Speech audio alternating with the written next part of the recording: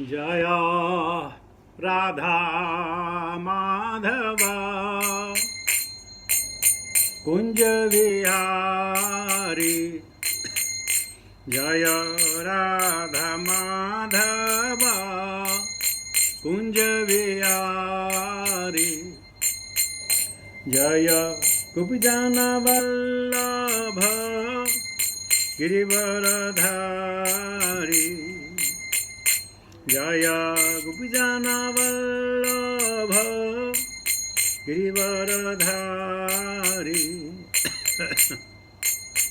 यशोदानंदन व्रज जनरंजन। यशोदानंदन व्रज जनरंजन। यमुना तेरा वनचारी। यमुना तेरा वनचारी।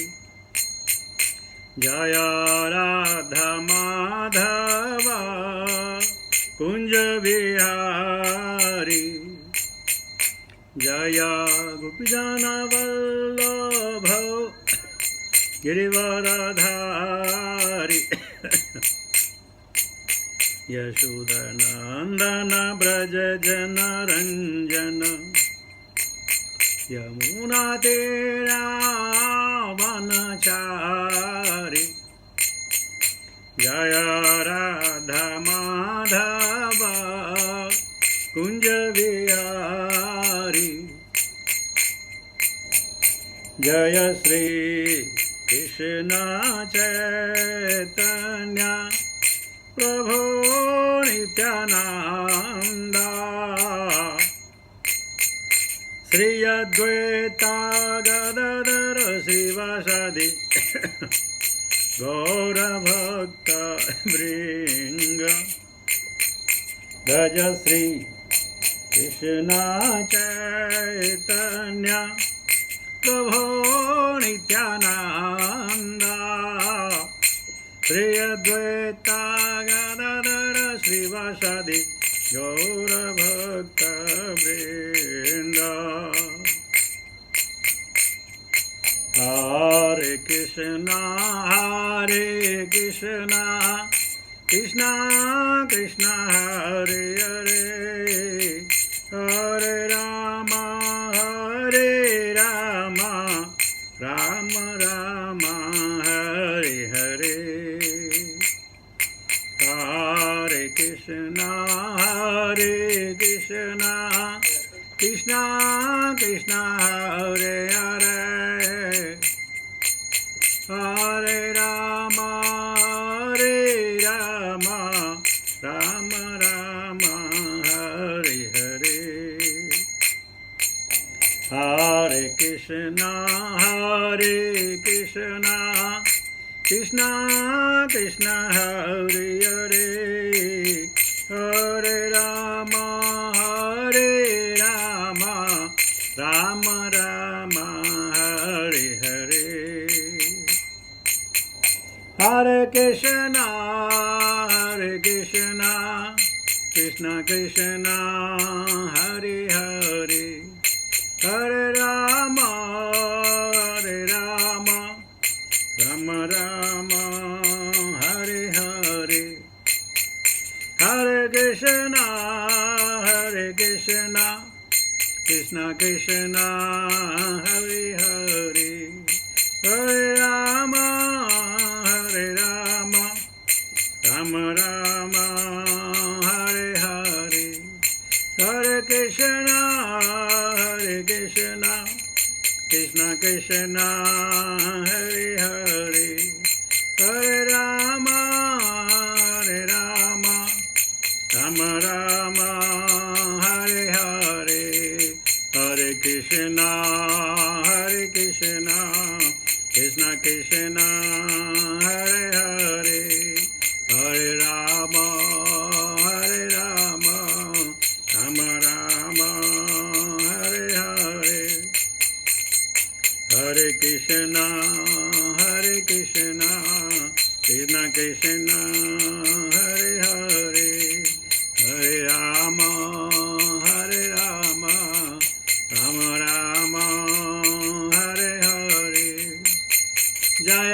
प्रभुपदा जय प्रभुपदा जय प्रभुपदा श्रील प्रभुपदा जय गुरुदेवा जय गुरुदेवा जय गुरुदेवा जय गुरुदेवा। हरि नाम संकीर्तन महोत्सव की जय। भक्ति वेदांत स्वामी श्रील प्रबंध महाराज की जय। निताय गौर प्रेमानंद हरि हरि बोल। ओम नमो भगवते वासुदेवाय। ओम नमो भगवते वासुदेवाय। ओम नमो भगवते वासुदेवाय। नारायणं नमस्कृत्य नरं चैव नरोत्तमं देवीं सरस्वतीं व्यासां ततो जयमुदीरयेत्। नष्टप्रायेषु भद्रेषु नित्यं भागवत सेवया भगवती उत्तम श्लोके भक्ति नैष्ठिकी। Hare Krishna. I will sense it on the feet of each and every one of you, those who are here or those who are to join us. We will be taking text 36, Bhagavatam 1.18.36. इत्युक्तारोषमात् इति उक्त्वा रोषताम्राक्षु व्यययास्या निर्षबालकः कौशक्याप उपृष्ट वागवज्रं विसर्षज।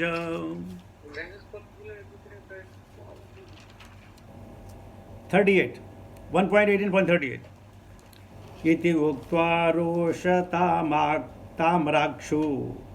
व्यस्यान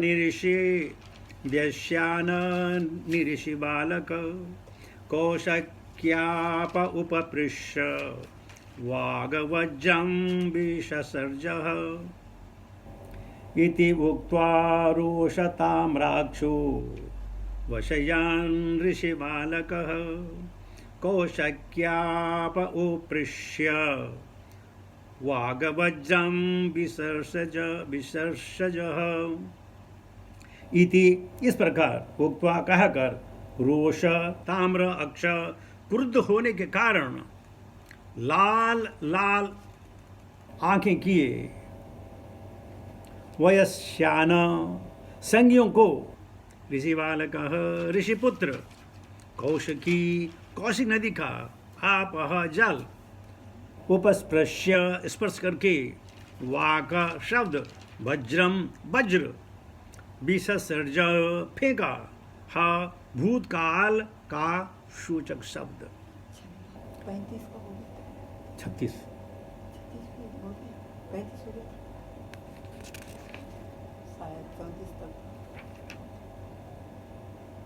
No, today 36 no? 36 हाँ कल 2 बजे ना आपने तो इसका तात्पर्य क्रोध नहीं पहले प्रोनाउंसिएशन क्रोध से लाल आंखें किए अपने संगियों से कहकर उस ऋषिपुत्र ने कौशिक नदी के जल का स्पर्श किया और निम्नलिखित शब्द रूपी वज्र छोड़ा। जैसा कि इन श्लोकों से प्रकट होता है कि जिन परिस्थितियों में महाराज परीक्षित को शाप दिया गया वे अत्यंत बचकानी थी। श्रृंगी अपने अबोध संगियों के बीच अपना अविवेक दिखा रहा था। कोई भी समझदार व्यक्ति उसे सारे मानव समाज के प्रति इतनी भारी क्षति करने से रोक लेता, किंतु इस अनुभवहीन बालक पुत्र ने अपनी अर्जित ब्रह्म शक्ति का दिखावा करने के उद्देश्य से महाराज परीक्षित जैसे राजा का वध करके बहुत बड़ी भूल की। ओम ज्ञानतिमिरान्धस्य ज्ञानाञ्जन शलाकया चक्षुर्मन्तं तस्मै श्रीगुरुवे नमः।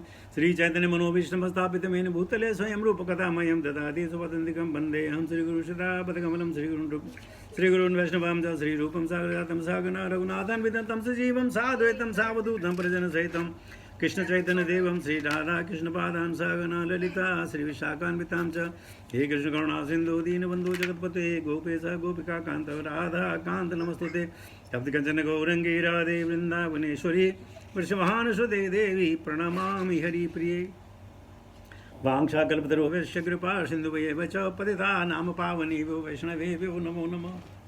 जय श्री कृष्ण चैतन्य प्रभो नित्यानंद श्री अद्वैत गदाधर श्रीवासादि गौर भक्त वृंद।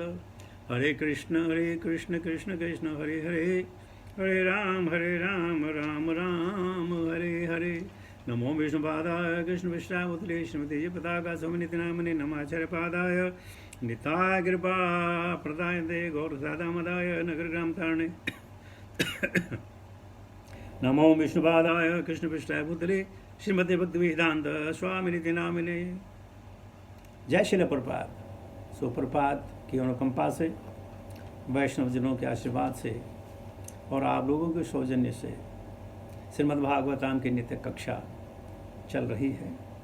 और आज हम सुन रहे हैं कि श्रृंगी ने क्या किया। इति उक्त्वा रोषतामराक्षो बेयस्यानि निशि बालक कौशक्याप उपपृश्य वागवज्रम विसर्जः। तो श्रृंगी की आंखें गुस्से में लाल हो गई, तमतमा उठा और अपने साथियों को कहकर उनके सामने कौशिकी नदी का जल लिया अर्पण करने के लिए, स्पर्श किया और उसके ऊपर वज्रपात किया। तो ये कहानी है, ब्राह्मण ब्रह्म जानता है लेकिन कृष्ण को जाने ये जरूर नहीं है। ब्रह्म जानाति इति ब्राह्मणः। ब्राह्मण जो है सिर्फ प्रकृति को समझ सकते हैं। बहुत अच्छे ब्राह्मण परमात्मा को समझ सकते हैं, लेकिन भगवान को समझना ये जरूरी नहीं है। यह है ब्रह्म विद्या। इसमें वही है अणिमा लगिमा महिमा असित वसित कामा वासित, ये सब उनके अधिकार में हैं, लेकिन वो भगवान कृष्ण को समझ जाए ये जरूर नहीं है। अगर श्रृंग भगवान का भक्त होता, भगवान के बारे में पता होता, तो कार्य कभी नहीं करता। तब उसको पता होता कि दैवाधीनेषु कामेषु दैवाधीन स्वयंपुमान। जो भी कार्य हो रहा है वो दैवों के अधीन है और वो दैव भगवान के अधीन है। तो इस प्रकार जो भी कार्य किया जा रहा है, हो रहा है, उसके अधियंता भगवान है। इसलिए किस पे गुस्सा करें? भगवान पे तो गुस्सा कर नहीं सकते। लेकिन ये ब्राह्मण है, वेदों का ज्ञाता है, वेदों की ऋचाओं को समझता है कि किस मंत्र का जाप करने से क्या हो सकता है, और उसने वही किया। आदमी वही बोलता है जितना उसको आता है। जब आता ही नहीं तो कैसे बोलेगा? कोई हमको कहेंगे आप फिजी आइलैंड पे आप जो है भाषण दीजिए, हम नहीं दे पाएंगे, हमें नहीं मालूम फिजी आइलैंड कहाँ है। या कोई बोले जापान पे आप बताइए, हमें नहीं मालूम। हम वही बात कर सकते हैं जो हमें मालूम है। तो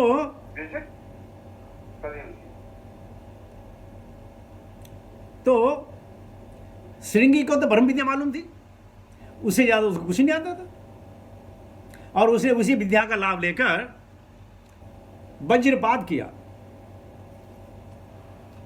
किसके ऊपर? महाराजा परीक्षित के ऊपर, जो कौन था? भक्त था। अब देखिए, भक्त को भी श्राप लगा, लेकिन आगे हम पढ़ेंगे कि परीक्षित महाराज को मुनियों ने कहा,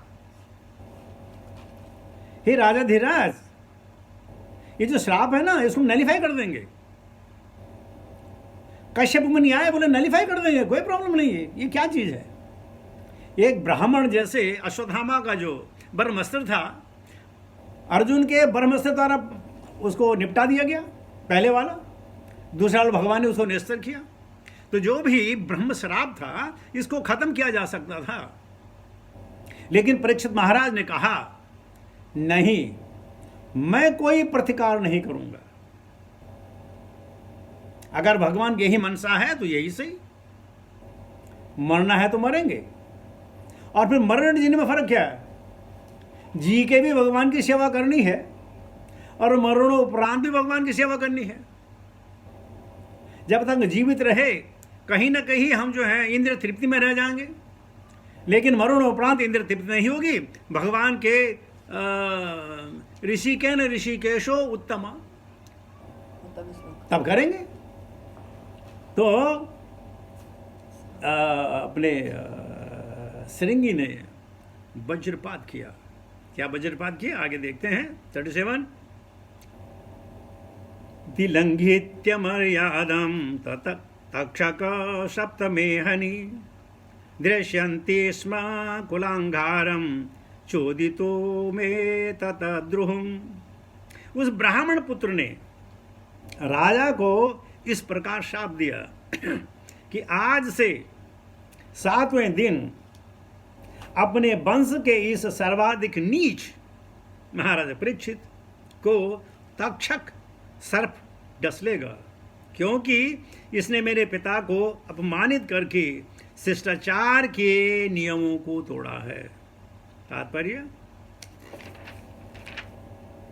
इस प्रकार ब्राह्मण शक्ति का दुरुपयोग करना आरंभ हो गया और धीरे धीरे कलयुग में सारे ब्राह्मण अपने ब्रह्म तेज तथा संस्कृति दोनों से विहीन हो गए। ब्राह्मण बालक ने महाराज परीक्षित को कुलांगार अर्थात वंश का निकृष्ट व्यक्ति समझा, लेकिन वास्तव में ब्राह्मण बालक ही स्वयं ऐसा था, क्योंकि उसी के कारण ब्राह्मण जाति उसी तरह तेज रहित हो गई जिस तरह विषदंत तोड़ा गया सर्प। जब तक सर्प के विषदंत होते हैं तब तक वह भयावह होता है, अन्यथा यह सर्प बालकों के लिए भयावह होता है। कली ने सर्वप्रथम ब्राह्मण बालक को और धीरे धीरे अन्य जातियों को जीत लिया। इस प्रकार इस युग में समाज की सारी वैज्ञानिक व्यवस्थाओं ने दूषित जाति प्रथा का रूप धारण कर लिया, जो ऐसी ही दूसरी जाति के लोगों द्वारा उन्मूल की जा रही है, जो कलयुग के वश में हैं। मनुष्य को चाहिए कि वह दूषण के मूल कारण को देखे और इस व्यवस्था के वैज्ञानिक महत्व को जाने बिना उसकी अवमानना करने का प्रयास न करें। तो श्रृंगी ने शराप दिया। क्या शराप दिया? मृत्युदंड दिया। मनुशास्त्र पढ़ें, कोई भी शास्त्र पढ़ें, ये जो कार्य था परीक्षित महाराज ने किया, आप उसको घृणित कर सकते हैं, लेकिन उसका परिणाम मृत्युदंड हो ये जरूरी नहीं है।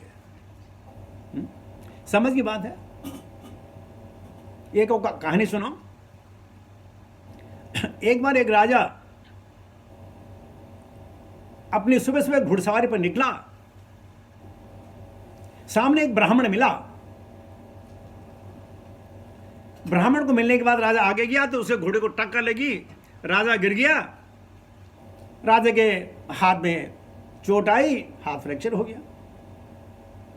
राजा वापस महल पहुंचा और सोचने लगा, आज ऐसा क्यों हो गया, कैसे हो गया। तब उनको पता चला, हाँ अरे मैंने ब्राह्मण का मुख देखा था, उसका मुख कितना अशुभ था कि मेरा एक्सीडेंट हो गया, मेरा हाथ टूट गया। उस ब्राह्मण को ढूंढो। ब्राह्मण को ढूंढा गया, राजा के समक्ष पेश किया गया। तो ब्राह्मण ने कहा, देवादिदेव, हे राजा, मुझे क्यों बंदी बनाया गया है? तो राजा ने कहा, तुमको मृत्युदंड मिलेगा। बोला, मेरा कसूर क्या है, मैंने क्या किया? बोले, कल परसों सुबह तुम हमें मिले थे, मैंने तुम्हारा मुंह देखा, मुझे एक्सीडेंट हो गया। बोला, अच्छा, मेरा मुंह इतना अपशगुन था कि मेरे मुंह देखने से आपको जो है एक्सीडेंट हो गया। अब राजा गुस्सा ना मानिए, मैं आपको बताऊं, आपका मुंह मेरे से ज्यादा खराब है। बोले, वो कैसे? बोला, मेरा मुंह देख करके तुम्हें तो हड्डी टूटी और तुम्हारा मुंह देख करके मुझे मृत्युदंड मिल रहा है। अब किसका मुंह खराब है? तो मतलब यह है कि हम कहते हैं कि मैं जो कह रहा हूं ठीक कह रहा हूं ना। और श्रृंगी देखिए यहां पे बहुत शानदार क्या करते हैं, क्योंकि इसने शिष्टाचार का नियम तोड़ा इसलिए मृत्युदंड। वाह वे वाह ये क्या हुआ? दंड उतना ही मिलना चाहिए जितना अपराध हो, उससे ज्यादा नहीं। मृत्युदंड की क्या आवश्यकता थी? लेकिन अपरीक्षित कोई भय नहीं है। कृष्ण कृष्ण महाभावो भक्तानाम अभयंकर, कोई भय नहीं है। पश्चाताप जरूर है कि मुझे ऐसा नहीं करना चाहिए था। कुछ भी हो तो ऋषि है। अगर वो झूठ मूठ का ध्यान कर रहा है तो ध्यान तो कर रहा था। मेरे से कोई उसने गलत बात नहीं कही, मेरे से कोई अशिष्टता नहीं की, तो मुझे ऐसा नहीं करना चाहिए था। लेकिन यहां देखिए श्री कह रहा कि मैं, क्योंकि उसने शिष्टाचार का उल्लंघन किया है इसलिए मृत्युदंड। समझिए आप, हम भी हजारों बार हम ये कहते हैं कि मैं जो कह रहा हूं मैं सही कह रहा हूं,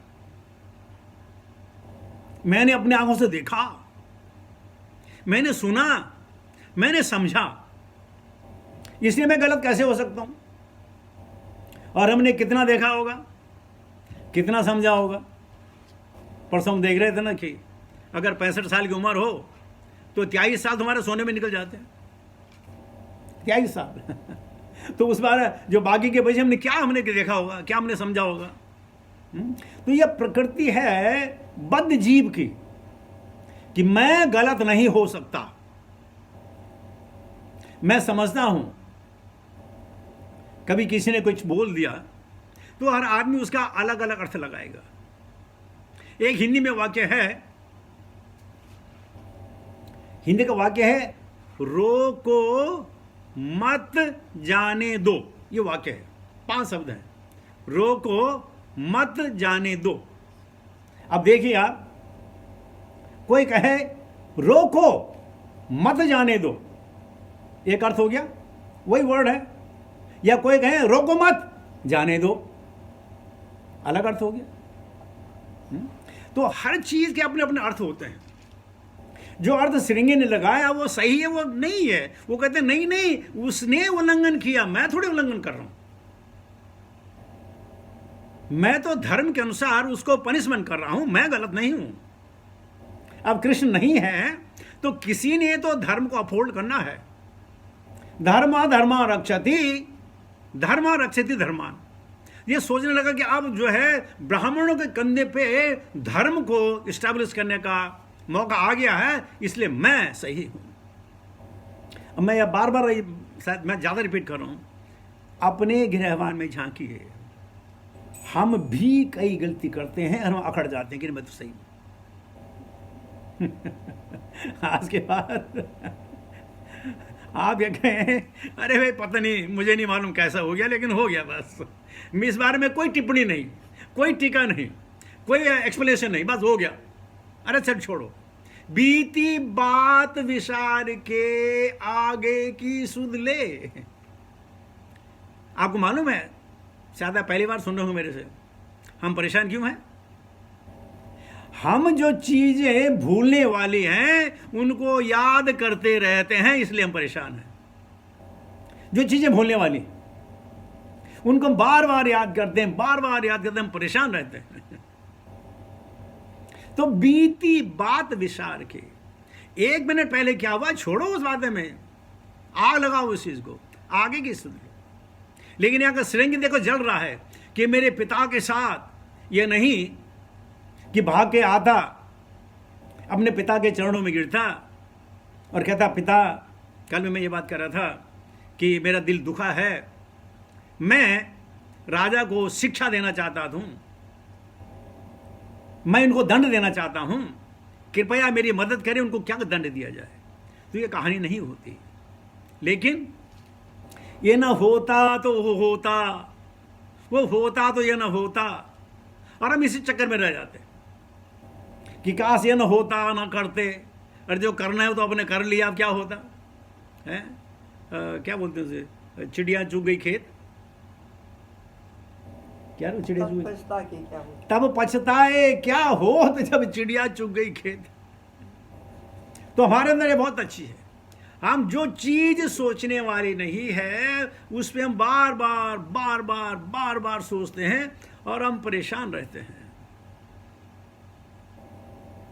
जो चीज बीत गया हम भविष्य नहीं सुधार सकते हैं, बल्कि अपना आज हम समाप्त कर सकते हैं। हम बीती बातों को लेकर हम अपने आज को समाप्त कर सकते हैं। कल पे हमारा कोई अधिकार नहीं है। कोई हम कल को हम ये हमारे साथ सब ठीक हो जरूरी नहीं है। इसलिए कल की छोड़ो और कल की भी छोड़ो, पिछले वाले कल की छोड़ो, आने वाले कल की छोड़ो। आज क्या करना है वो कर डालो। और आज क्या करना है? अष्टदशा पुराणेषु व्यासस्य वचनम द्वयम् परोपकाराय पुण्याय पापाय परपीडनम। 18 पुराणों की जो समरी है वो ये है कि पाप क्या है, पुण्य क्या है। वचनम द्वयम्, दो ही वचन है। परोपकाराय पुण्याय, हर समय परोपकार करें। अब ये परोपकार भी बहुत तरह के होते हैं, तमोगुण में, रजोगुण में, सतोगुण में, लेकिन परोपकार तो करें। परोपकाराय पुण्याय एंड पापाय परपीडनम। अरे पाप भी वही रजोगुण, तमोगुण, सतोगुण में होते हैं पाप भी। आप कहेंगे सतोगुण में क्या पाप? जो जानबूझ के पाप किया जाए, मानते हुए कि ये गलत है लेकिन कर डालो, वो सतोगुण का पाप हुआ। तो व्यासस्य वचनम द्वयम् परोपकाराय पुण्याय पापाय परपीडनम। अगर हमने अपने आप को संभाल लिया, हमने अपने मन पे काबू कर लिया, जित सन जित श्वासो जित संगो जितेंद्रिय,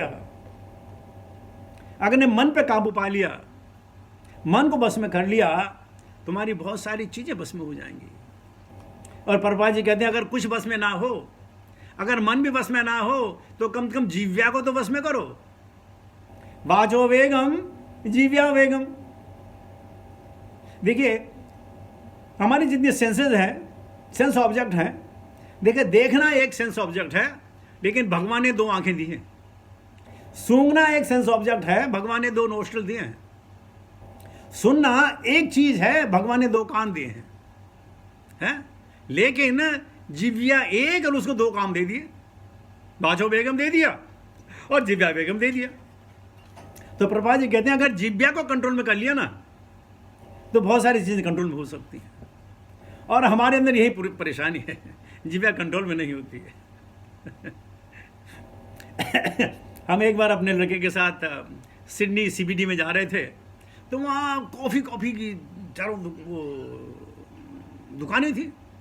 तो हमारा लड़का था, डैडी देखिए कॉफ़ी तो हम पीते नहीं है, लेकिन सूंघ तो लो कम से कम, तो फ्री किया। आधा घंटे घूमे, आधा घंटा खूब जो है कॉफ़ी को सूंघा हमने।